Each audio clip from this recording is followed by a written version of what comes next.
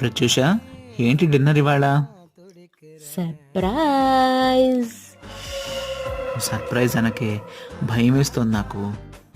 భయపడకండి, ఇవాళ డిన్నర్ యమ్మీ యమ్మీ ఆలూ పరాఠాస్. నేర్చేసుకున్నావా నువ్వు? ఏది చూపించు. అంటే మొన్న మీరు చేస్తుంటే చూసి నేర్చుకోలేకపోయాను, అందుకే మన పనమ్మాయి దీది ఉంది కదా, ఆవిడని అడిగాను. అదేంటి పనమ్మాయి చేత నువ్వు పొయ్యి కూడా ముట్టనేవో, ఏకంగా ఆలూ పరాఠా చేయించావు. అంటే వాళ్ళు కూడా మన వాళ్ళేనండి.